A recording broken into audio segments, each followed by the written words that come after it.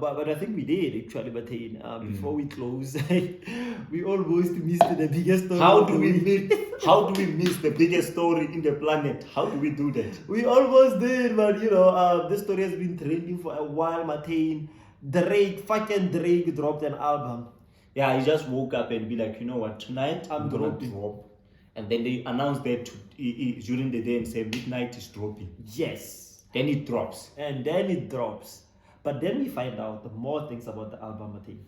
I've seen Black Coffee there. I was like, wow. Yeah, so I didn't even because he said I'm dropping an album midnight, right? And then later on he came and then released the track list to the album that he's dropping. And then I see executive producers, it's the normal ones, him, 40, and I see a name that's recognizable. Yes, Black Coffee is there.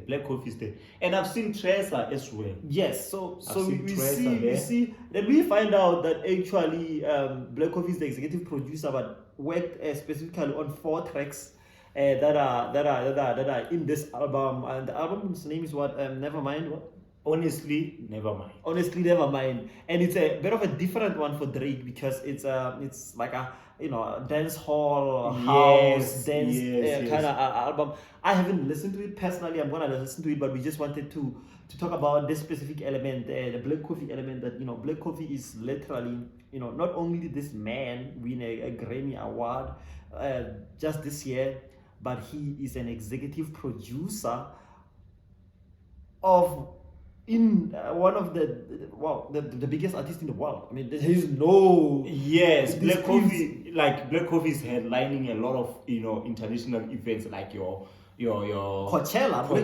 I mean, has done it 3 times actually. Yes. Black Coffee is literally just an international superstar at this point. Grammy award winning, Black Coffee award winning, getting praise organically from Jay-Z, from everyone, Drake, from Didi, so he's that guy who is literally just actually killing it when it comes to this music industry. And he's not forcing himself into anything. No.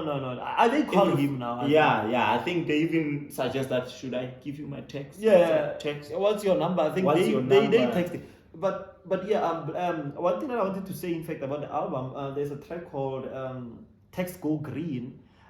We find out that this Text Go Green song was produced by Black Coffee's son, Esona.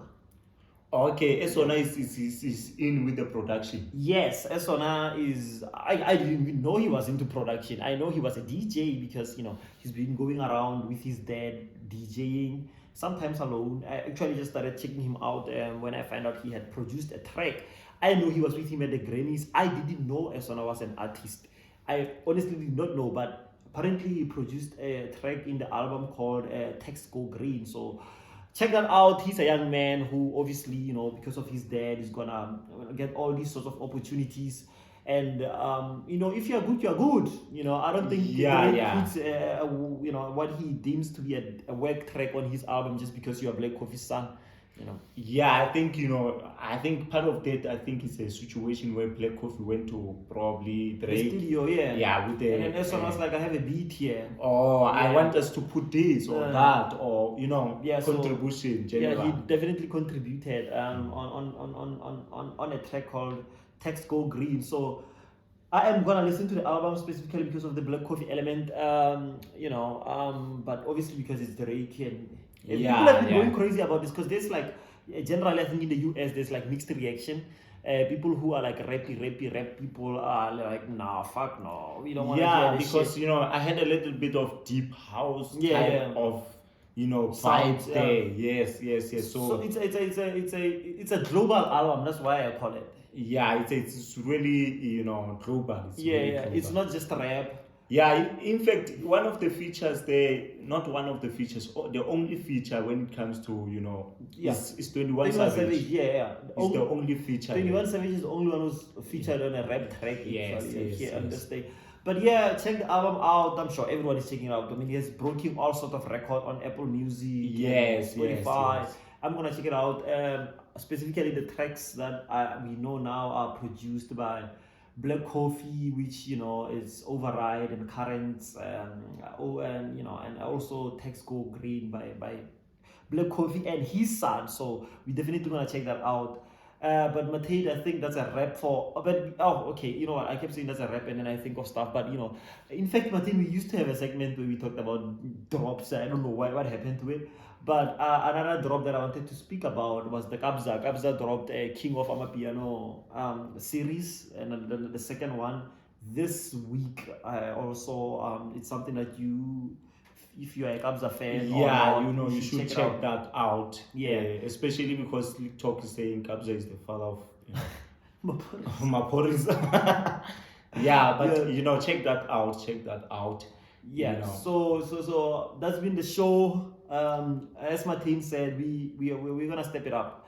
Yes. And I think if it's not next week, it'll be that other week where we really organize a male and female banter where we talk to different people, because we don't want this to be just like a dick fest of just males talking and shit, but we want to have different perspectives. We want to spice it up. Yeah, and hopefully reach a more broader audience, because we're not doing this for ourselves.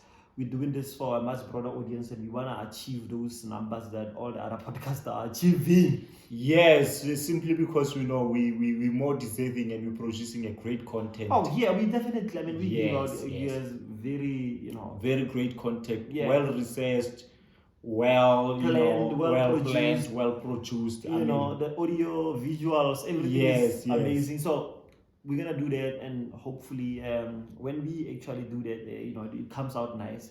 I don't know when, but we are working on that episode, and I think it's gonna be the dope. Yeah, it's gonna be the dopest of the dope. Anyway, that's been our show. Regular People Podcast. We are out here. We are out here. See you next week, obviously. See you next week. I think that was a good show. I don't know. Yeah, at least we've done something. I was very skeptical about whether we're gonna be able to reach